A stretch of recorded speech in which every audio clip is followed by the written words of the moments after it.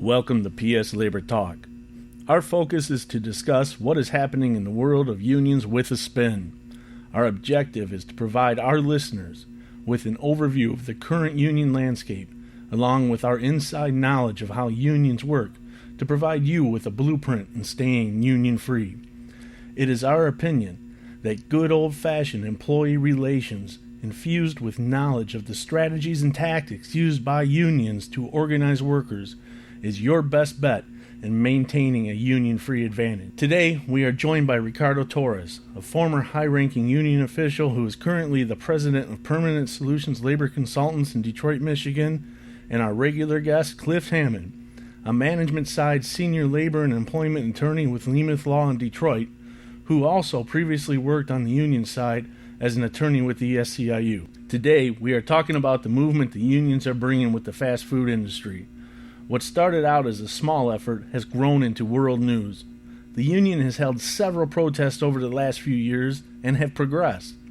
President Obama even mentioned the movement in his Labor Day speech and went as far as saying that he would join the union if he were in their position. The NLRB has done their part to position the unions into a more comfortable space as well when it comes to bringing more pay and more members into the mix. The NLRB is looking at the joint employer status between corporations and the franchisees. This will certainly cause an uproar as they proceed with their agenda. The NLRB's move to push for more recognition of joint employer statuses goes far beyond the fast food industry. It has potential to affect many other companies that use temp services to enhance their workforce at a reduced cost. This is a changing time for unions and their strategy. This is something that America and the world should pay close attention to. I'm Bob Carroll, Executive Vice President at Permanent Solutions Labor Consultants, and your host. Welcome to PSLabor Talk.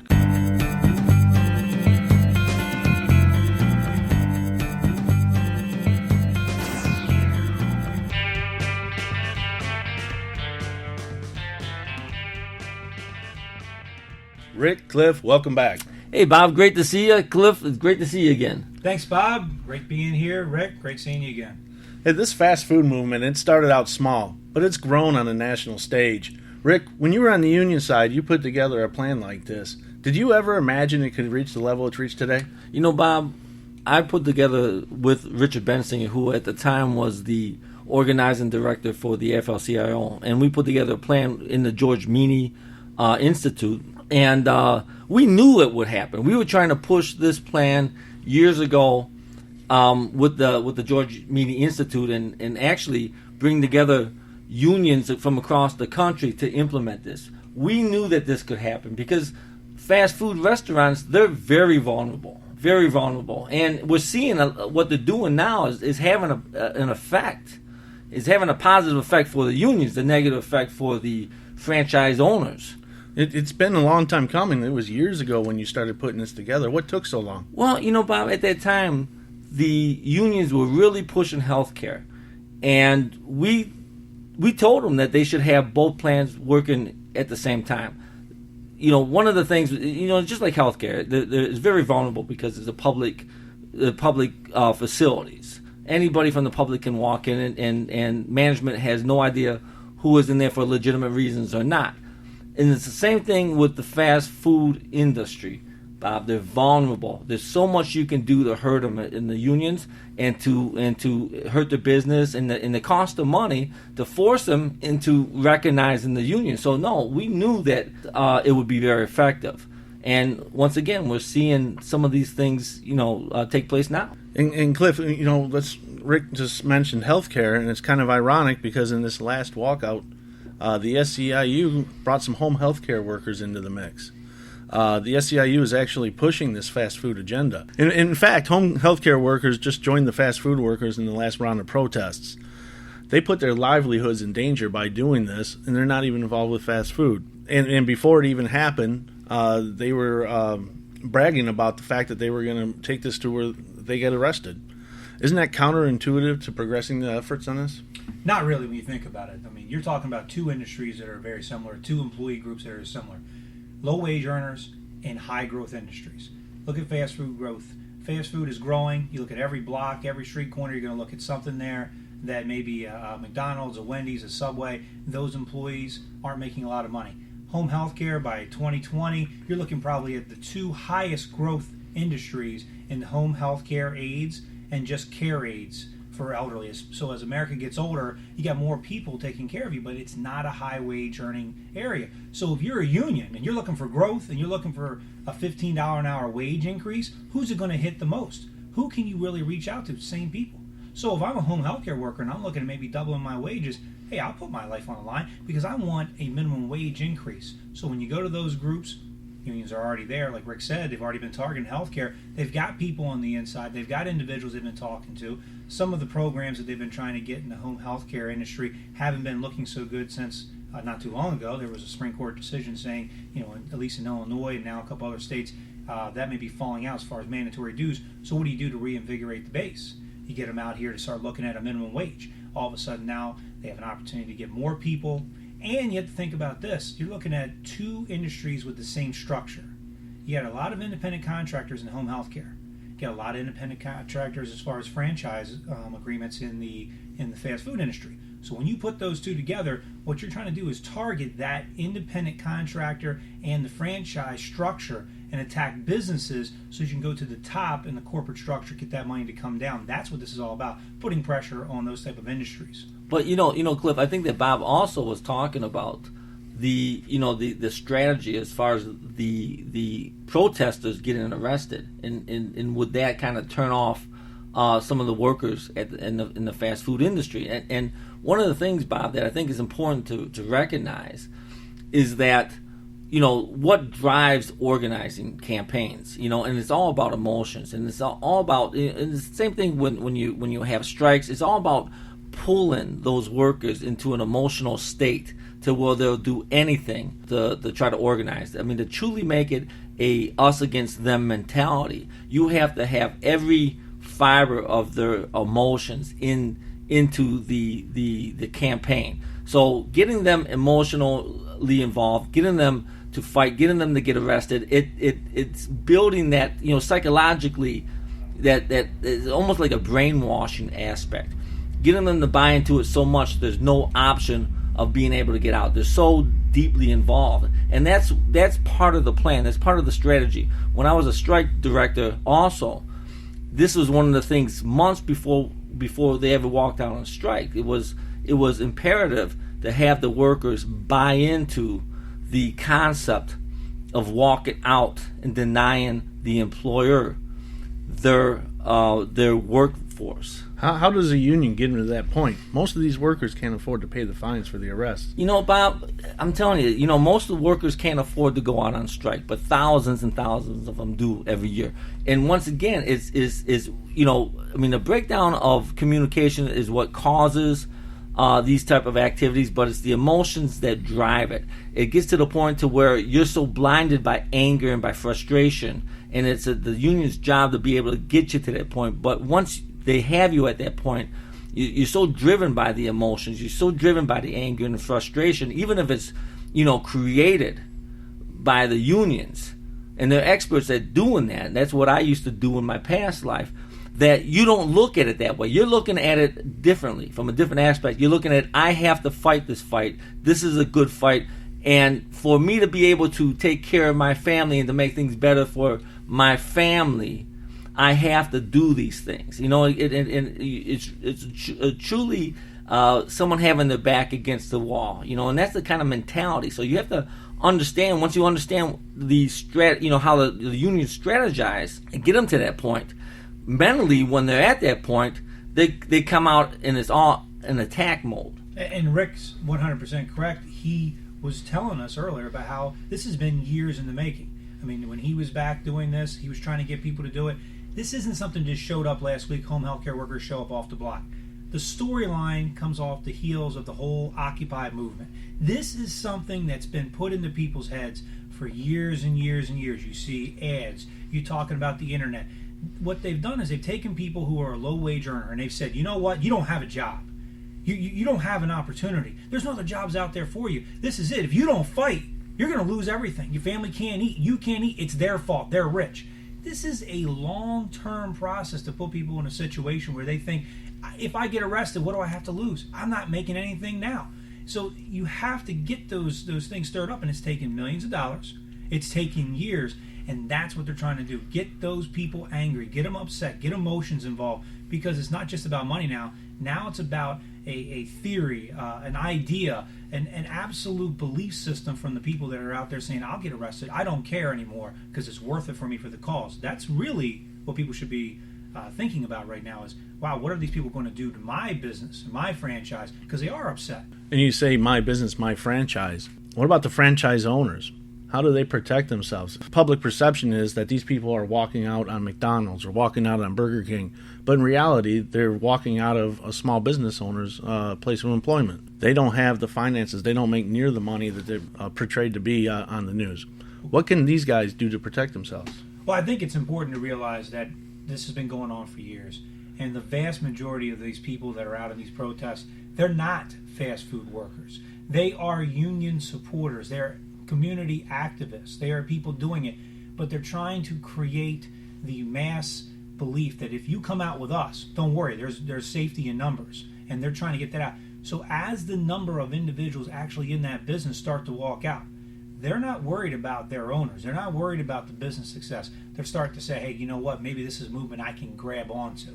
So if you're a franchise owner, what you've got to do is you got to go on ongoing communication, education of your employees. You got to teach them about what this is about.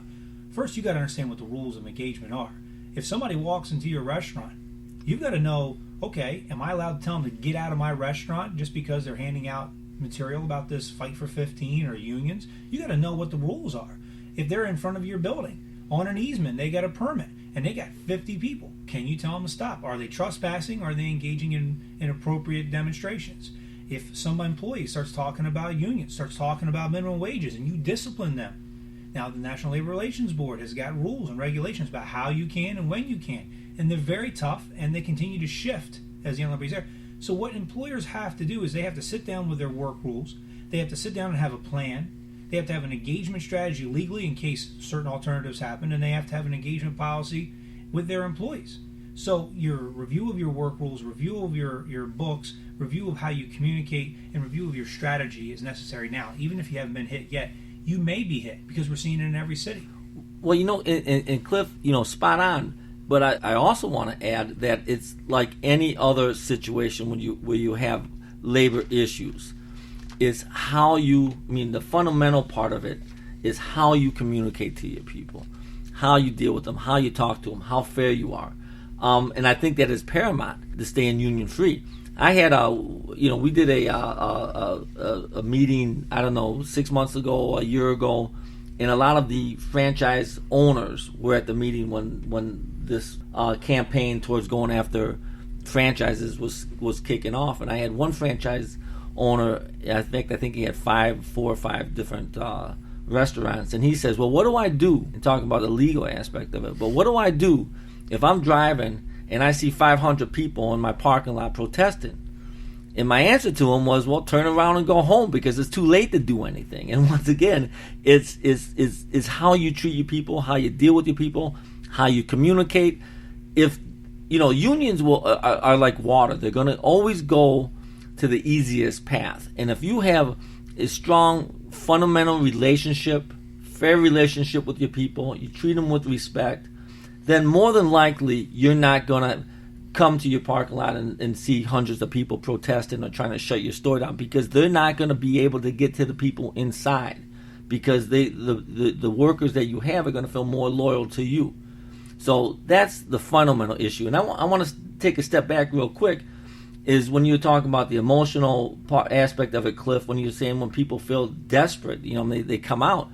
And you know as well as I do, Cliff, being on a lot of campaigns, and in fact we worked on a lot of campaigns together, is that the hardest campaigns to win are campaigns when, and we can educate. It's a lot more than just educating and regurgitating the facts of unions. It's about how you communicate with the people. And yourself, Cliff, that the hardest campaigns are when people say, what does it matter? How bad the union is, it can't be any worse. So once again, the kind of, go back on what you said, is when people feel that there's no hope, they get desperate. And if there's no hope, then, they're going to do whatever it takes. And the hardest vote to turn around is a vote where they're not voting for the union, but where they're voting against the company. Yeah, and that's exactly it. I mean, we've been on lots of campaigns, and the reality is there aren't many companies in the world that are successful companies, whether they're large or small, where the owners make less than the employees. So if it's all about money, then everybody would be union organized. What it really is about is there are a lot of tough jobs out there people do for a wage that you would think, wow, that's a pretty decent wage for that employer to pay them for the job they're getting out of them. But the bottom line is they have a respect factor for the people that they work for, the direct supervisors. They understand this is the job I do and this is the wage that I get, and this is why. And if a union drives up with a bus full of people who aren't affiliated with your company, and they start protesting, demanding that you don't understand what you don't have yet, but you do have a good relationship, you have good policies, you set the groundwork for that, they're just going to get back on their bus and go on to the next place. And that's part of the problem here, is that people sometimes are afraid that if people show up and protest, I'm going to lose my employees. Well, work on them, and I don't think you're going to have to worry about it. Well, and also you're right about the money aspect, because when I was a national organizing coordinator, one of the first things that I told my organizers who were actually talking with the people on the ground was, if you went to a facility and the only issue was about money, I would say walk away, because we need emotional issues, issues that are based in where people feel like they're disrespected, where people feel angry, and when people feel like they want to lash back out at the company. Those were the campaigns with those type of issues that we wanted, because if it was just about money, it didn't get people to that psychological high, that anger, that threshold of anger, enough to get us through the campaign and win. It had to be about where people were really, really angry. Isn't this just about money, though? Well, it's just about money it's about money. That's the driving factor. But the truth of the matter is, Bob, if anything's just about money, I mean, people aren't getting arrested just for a couple $dollars an hour. And the unions know they're never going to get $15 an hour. It's an organizing strategy, and that's what we put together years ago with I put together years ago with Bensing. The driving issue is about money, what they're talking about, because it is a neat theme, and they can put it on a sign. But the bottom line is people aren't going to go out and get arrested over a couple bucks an hour. People aren't going to go get out and close companies down for a couple bucks an hour. It's driving those other emotional issues that are getting them to the point. The $15 an hour is just a phrase, but it's not the driving issues. The unions had to do a lot more to get people where they're going to get ready to get arrested and protesting and missing work than just say, hey, we're going to get you $15 an hour. There was a lot more preparation involved, and like Cliff said earlier, it took years to get them to this point, for them to take these type of actions, sitting down and closing expressways down where they got carried away, they got arrested, they got records down. These are the things that are more than just $15 an hour. There's a whole nother undercurrent that's driving this. And Rick's 100% correct, because you've got to dial it back to its basics. This is a 15-hour-an-hour drive. Well, guess what? If you're the union and you're going to put millions of dollars and years into this campaign, and it's all about money, really, if you're a business, money is just money. That's the problem, because Seattle, they just enacted $15 an hour. Federal employees are up to $10.10 now under the president's new directive. He's asking for $9 an hour. Michigan, other states around the country have all enacted wage increases under minimum wage laws. The wages will continue to increase. If the union got what it wanted through this drive, and everybody got $15 an hour, this will be a colossal waste of time and resources. This will be the worst campaign in the history of unions. For what? For who? You got a bunch of people who don't pay dues, who aren't involved, a bunch of money. No, you're trying to set up a reason for people to get angry and then tell you other problems they've got and say, well, maybe we can solve that one too. We'll fight for your wages and we'll fight for respect. this is a way to reach out to people you can't touch because you want to hit social causes to get people who didn't care about the union before. They say, it's the old union, they run businesses. No, we're here for respect. We're here for something they want to gravitate toward other people and get them to tell them other problems. Well, Cliff, even now, if you look, in the media, you'll see on TV that people say, "Give us the respect of paying us correctly." I mean, it's always going to come down to dignity, to respect. It's always going to come down to those personal issues, Bob. Any rule of thumb, Bob, any successful campaign, whether it be organizing campaigns, whether it be corporate campaigns, whether it be strikes, always has a lot more undercurrent than just money. Always. And if it was just money, if they gave them $15 an hour, guess what? Nobody would organize.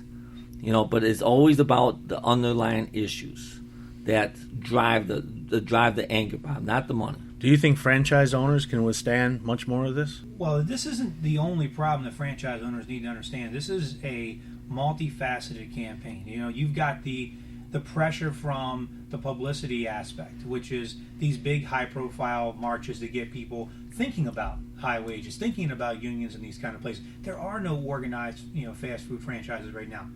But from the other aspects, you've got a lot of legal reasons why franchise owners are under even more problems, and that's whether or not they're going to be liable at a corporate area for the individual franchise decision-making. So if you have a National Labor Relations Board decision come against a franchise owner because of something that happened during one of these organizing campaigns, or an offshoot, somebody says, I want to have a union, I want to do some cards, and they have to be disciplined.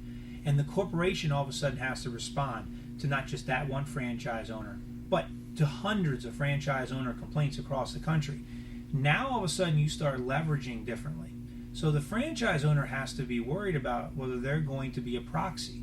Are they going to be the one that the bus shows up in front of, not because they treat their employees with disrespect, but because it's part of a major campaign? And from the NLRB aspect, are they then going to have an unfair labor practice against them to be a proxy against the corporate giant? That's what franchise owners have to guard against, is they have to be aware that they're in the crosshairs. Even if they're off on a road somewhere in the middle of no man's land, it doesn't mean they won't be part of the national campaign. So it's very important for them to say, you can withstand it, and here's how you do it.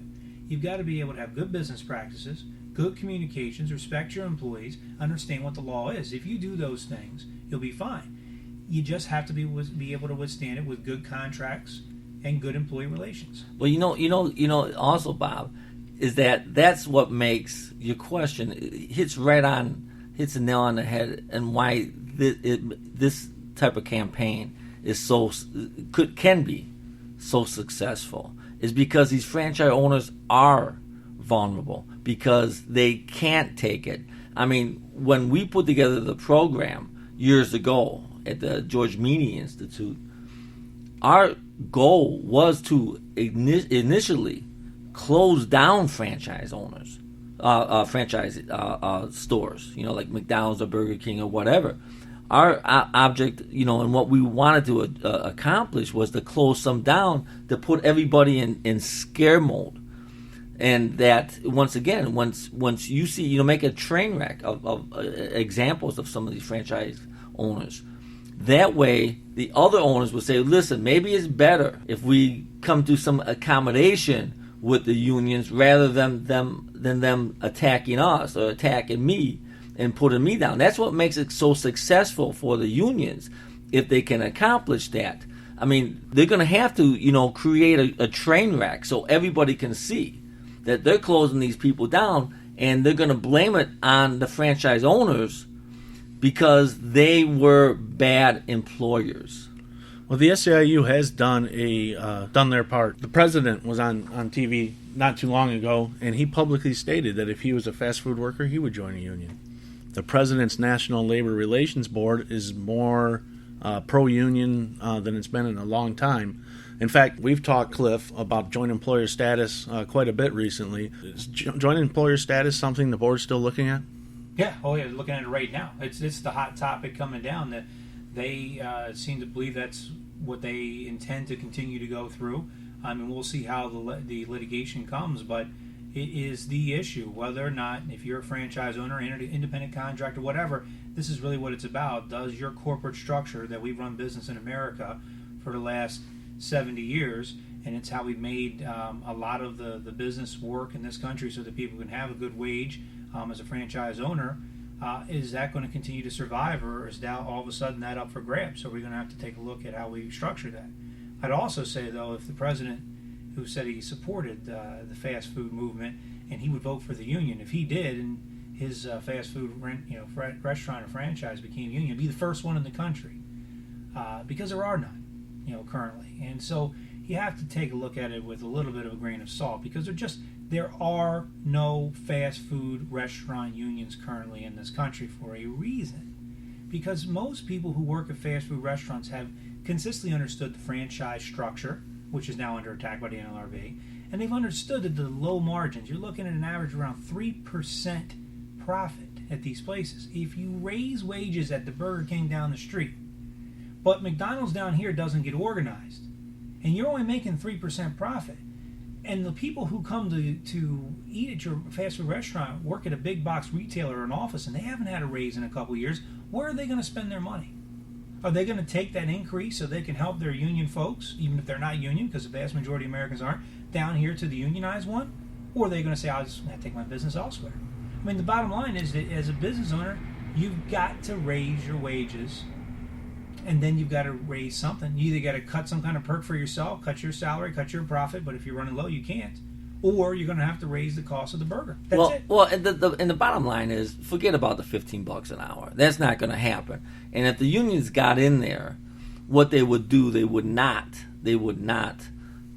negotiate a contract and try to force them to pay them, to where they would that unsuccessful model would exist, to where it would just close down. They would negotiate a little bit better, and then bring in all the other kinds of rules and regulations so they can go on to the other ones and do what they always do. Say, hey, listen, we're going to build to that $15 an hour.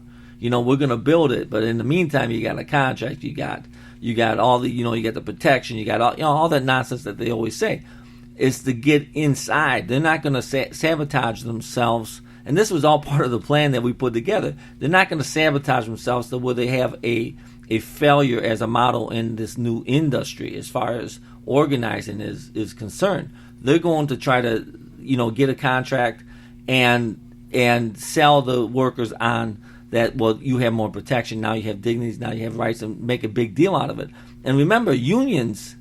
And this is the concept that I think that's very important to understand. Unions don't organize people. They're not concerned about organizing people. They're concerned about organizing jobs, organizing positions, organizing companies. They could care less if the people, if there's a 200% turnover rate. They could care less as long as those new people come in and are part of the union and paying dues. But isn't that counterintuitive? I mean, what's going to happen? What happened with the auto industry? What happened with other industries where the cost of labor became too much to bear? Automation, right?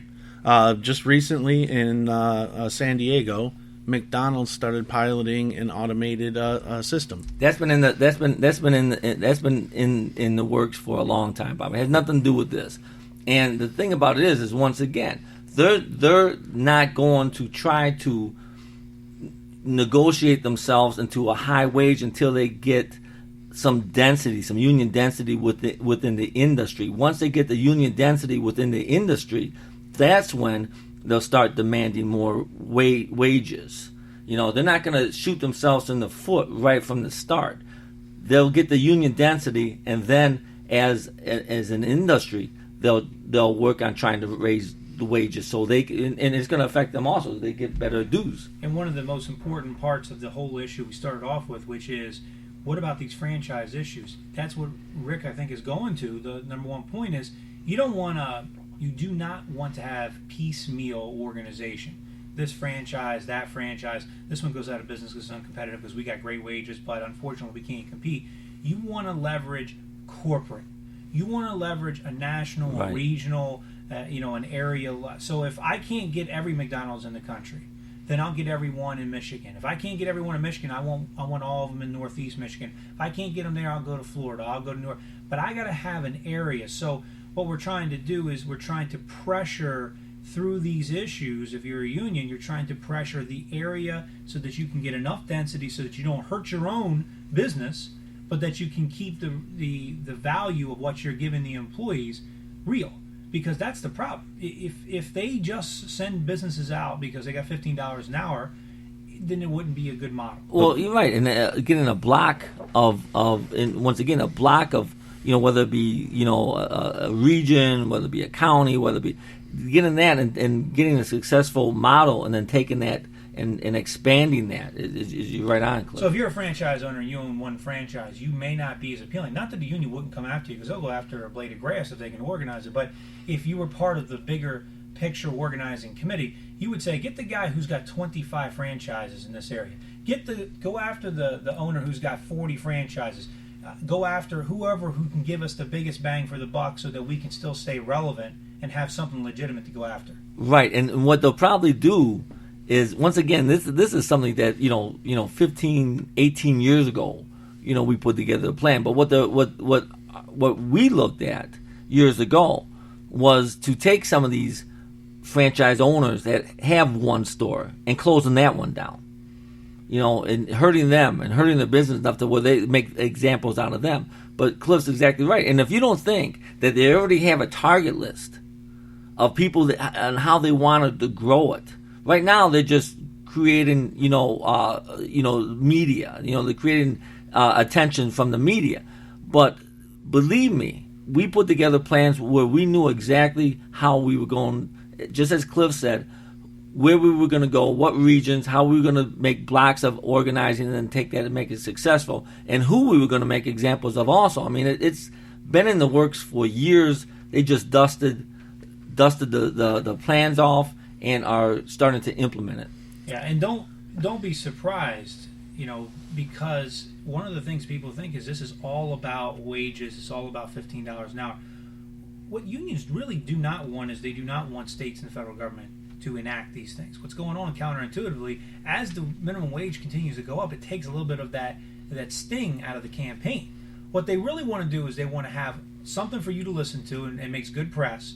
And then on the other side, they want to have some legal obligations that all of a sudden came out of the blue for franchise owners that's pressuring to organize. Because this is not about minimum wage, it's about organizing.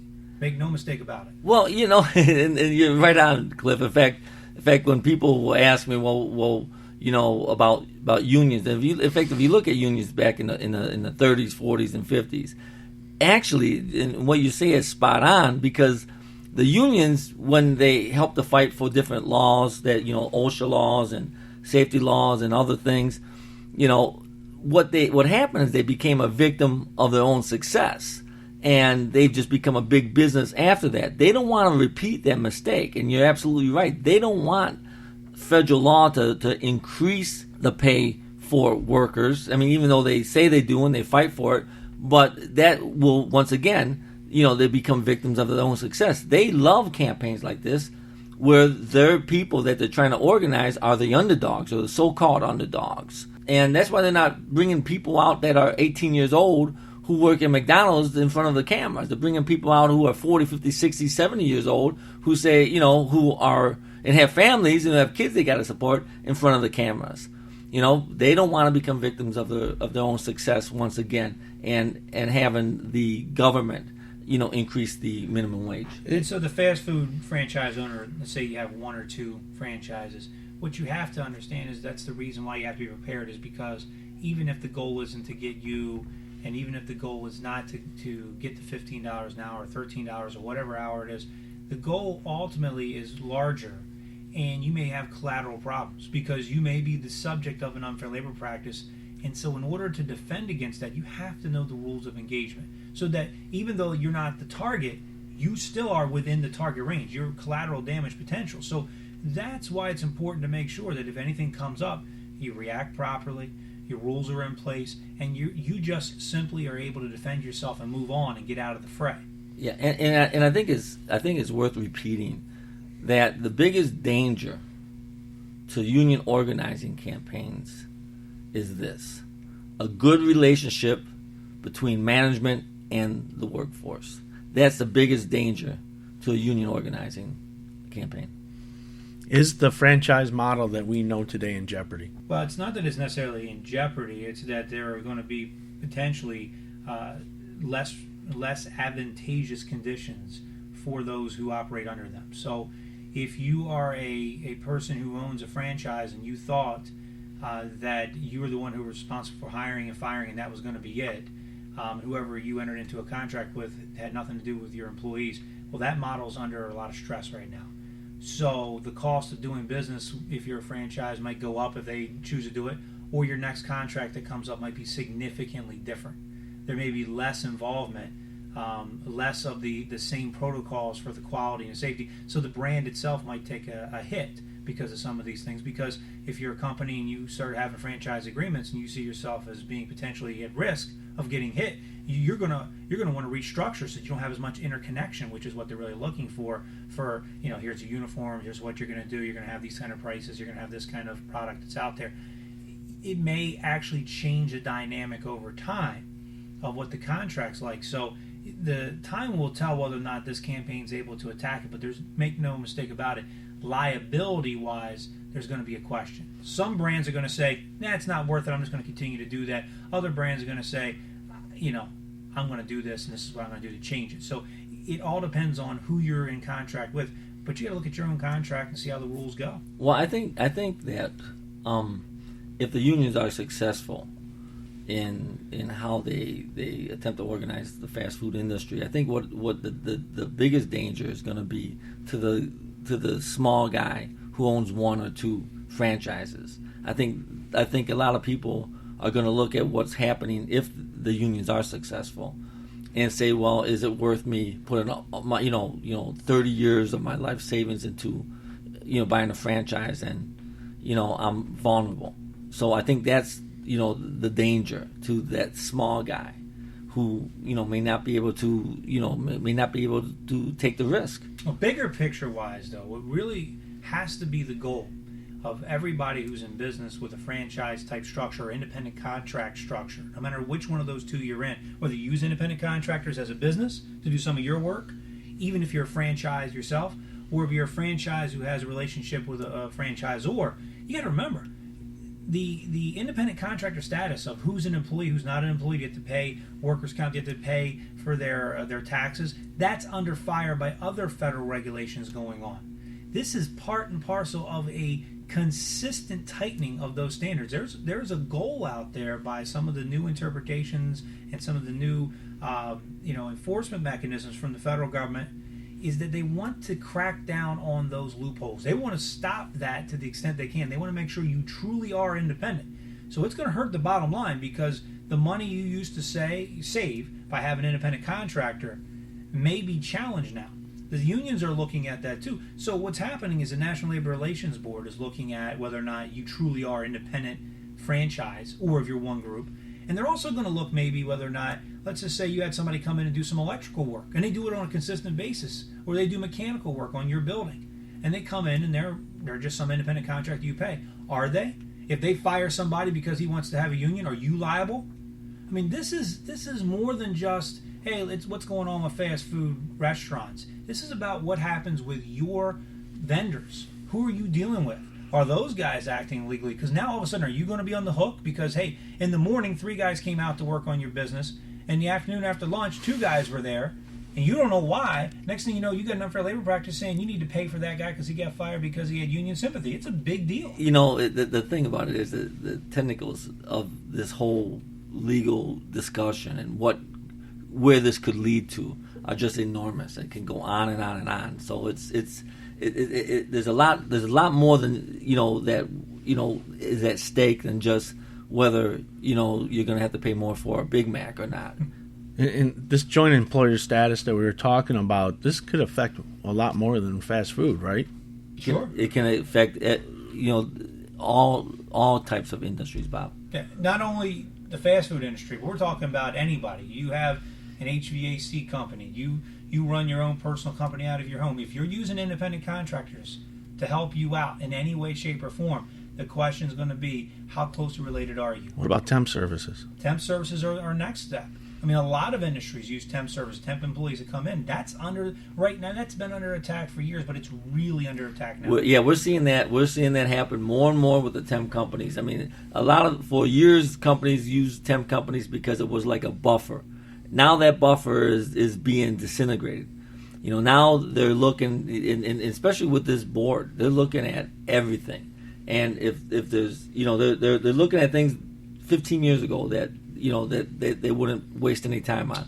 So 5 years ago. Yeah, 5 years ago. So it's getting worse and worse, and it's getting more dangerous to be a business owner these days. Yeah, and I think that's the key to a lot of employers don't always understand is that how much the law has changed, how significant the focus on that joint employer status has changed for the use of temps. The use of temps is not what it was 5 years ago, and some employers don't realize because they haven't been asked yet, there hasn't been an audit of whether or not they're paying for people, whether they're paying overtime. I mean, that's the part that we'll get to here in a second, I think, but people have to understand if you're running a business right now, it's not just about the NLRB and unions. The NLRB and the unions are working in conjunction with other agencies to put pressure on people, and if you're not adequately engaging services of independent contractors and really making them independent contractors, you could be held as jointly liable and have a lot of liability, significant liability. Well, Cliff, it's exactly like what you were saying, Cliff. I mean, yourself. I mean, 5-6 years ago, there was unfair labor practice charges that would be dismissed offhand because they had no merit to them. They were, sometimes outright ridiculous. Those same cases are being taken seriously now, and it's with the employer. It's you're guilty until you can prove yourself innocent. I mean, it's really gotten to extremes, and the problem with a lot of business owners or a lot of companies is that I mean, this is what we eat, breathe, and sleep is labor law. But there's a lot of business owners who don't prepare themselves, who don't educate themselves. So when they do get hit with a problem, it's like sticker shock. What the heck is going on here? How can this be? How could this happen? Why have things changed so much? It's not that they've changed drastically so fast overnight. I mean, it's been a matter of years, but they're not engaged in the educational process of what's happening within labor in this country. And Rick, you and I can talk about this from firsthand experience. So we've seen that the organizing drives themselves, there's a dynamic that's completely different going forward than there was for the last couple of decades. It used to be pretty much settled law that if I owned a company and I had my employees, that the law said essentially if you want to organize those employees, that's fine. Get the numbers, go in there, do a petition, we'll do an election, no problem. But what about those guys who maybe work side by side, independent temp agency guys who come in there? Well, generally the rule has always been if they want to organize those guys, that's fine, go through their employer. If you want to have an election with all those guys grouped together, everybody's got to agree, both the other side and you, to have the election combined. That looks like that may change really shortly. Go back to the old way of doing things. Now all of a sudden you could have temp employees rolled into a group of employees that you now have to have an election just with you, and they're going to be in one unit of bargaining. That is significant, and people need to understand that when you choose to use independent contractors, there's more than one factor, which is not just cost. There are other things involved. Well, Cliff, yeah, in fact, we had a situation not long ago where that exactly was what was happening. And, once again, that buffer zone that employers used to think that they had with temp workers is getting wiped out. The NLRB isn't the only government agency lending a hand to union organizations. What other agencies are stepping into the forefront and acting more in a pro-labor manner? Well, there's several. I mean, you've got OSHA, which, not just recently, but several months ago had said, listen, if we have somebody who comes forward and says they had a workplace safety issue, retaliation kind of issue, what will happen is if it's late, so they didn't file it in time, we'll just ship them over to the NLRB. Because the NLRB's got a 6-month statute of limitations. So on the exact same issue, we're just going to automatically say, hey, why don't you go ahead and go down to NLRB? That's a big change, because this is not for people that are in a union shop. These are people, any shop, anywhere, because the NLRB has been saying, we're not just about unions. We're about all employees and all employers that are in our jurisdiction. So that's a big change. That's increasing the amount of flow into the NLRB. Cliff, aren't they also now, there's been a couple of situations that I've read about to where they've actually, in non-union facilities, have allowed organizers that are trying to organize the facility to come in and be a witness when the OSHA guy comes in or OSHA person comes in. Yeah, recently we've seen that, and they said that's fine. Yeah, go ahead. Bring the unorganized facility, bring in somebody from the union to watch and see whether or not there actually is a safety issue or not. I mean, can you imagine if you're an employer, that's acceptable? I mean, that's something I don't think anybody even perceived as being realistic 10 years ago, and that's a reality that's happening now. So you not only have agencies like OSHA, part and parcel publicly and as part of their rules doing it, you've also got the NLRB going to the flip side here just last month saying, here's what we're going to do. If we're investigating an unfair labor practice charge and we say, it's interesting here, I think it looks like a safety issue might be going on, we'll advise the employee, you have rights to go down to there. If you go ahead and have a situation where it looks like you didn't get paid your proper overtime or your wages, or you were paid a little bit differently because of some reason that's in violation of the Fair Labor Standards Act, you have rights to go down and file a claim for that as well. So there is an initiative now from the NLRB with those two agencies specifically to go out there. And then if you look at the state level, you just see the NLRB's regional office in Illinois has made some deals with their state agencies for OSHA and Department of Labor, where they're going to use information and continue to exchange. So what you're seeing is where you used to have agencies that were large agencies, national agencies had a difficult time talking to themselves, let alone other agencies. Now you're seeing them communicate. They're saying, you might not have a problem here, but you might be able to go after them over on this place. You may have missed your timelines now, but what about over here? This is significant because a lot of employers used to think, well, they only filed there, they missed a timeline, I'm clean. No, they're trying to tighten down the ship on all employers from every angle. Hey, Cliff, can you imagine the dynamics if there was an OSHA complaint and the union organizer came in with the OSHA inspector to check on if there's a violation, a safety violation or not? The effect is the same thing as the union organizer coming in on his white horse, that we have a position, we have standing in this company. And I'll guarantee you the outcome, if that continues to happen, the outcome is there's going to be many, many, many more OSHA complaints being filed. In fact, that's what we would have done when I was an organizing director. We would have, if that was the case and this is the direction it's going, we would have made sure that there's many, many more OSHA filings, complaints going on, so we could try to, put ourselves within that position and to be seen as a protector of the workers. And we would drive that home, because one of the biggest issues in organizing campaigns, if you find safety issues, I mean, it's a real emotional issue. The company doesn't care about your safety. We do. We're going to fight for your safety because you have to come home to your family. You have to take care of your family. You got kids, you got a wife, you got a husband, whatever. So it's a very strong emotional drive. So we would have driven that home when I was a director of organizing. Yeah, I mean, the buzzword of the day now seems to be optics. That would be great optics for the union. You can walk in and get that sight.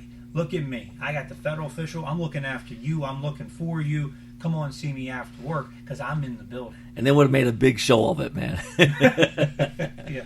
I mean, it is a major movement. I don't think anybody should take this stuff lightly. No. It's not that you can't, go out there and still do the things you need to know, but you have to understand the battle changes. And so you have to adjust your strategy to understand what the rules of engagement are. You are being pressed now from multiple agencies to ensure that you're in compliance. Even if you are, there's still an opportunity that people will be walking through your building asking lots of questions. When you miss a deadline in one agency, you can't just simply wipe your brow and say we missed it, because you don't know what's coming next. So you have to continue good relations with your employees. You have to continually monitor what the rules are and are not. And you have to continue to keep up on whether or not your employees are reacting to the message that you're giving them, because if you lose them, you got to regain them. And that's important. All right, we're out of time. Just real quick, it seems like the message that we've been providing on the previous episodes and this episode of PSLabor Talk is the importance of being proactive with your workers, not just in fast food, but in every industry. Real quick, Rick, give us your final words on the importance of being proactive. Then your turn, Cliff. Well, once again, it all comes down. It doesn't matter what campaign or the complexities. The law's changing all the time. But one thing that is consistent and will always be consistent is your communications with your people. If you have good communications, that's putting the proverbial firewall around your company, and that's so important. And the two things I always say is communications with your employees starts with one, knowing who your employees are. So review the rules to say who is and who's not an independent contractor, know your contracts, and always have great communication skills and make sure the people that are your frontline supervisors are effective in that. Rick, Cliff, thank you for joining us today. Thank you, Bob. Thanks. So in closing, we'll continue to watch the NLRB, we'll continue to watch the unions, we'll continue to watch the fast food movement. One thing that's for sure, we've been saying this for years. Union membership is on a decline. That doesn't mean the unions are giving up.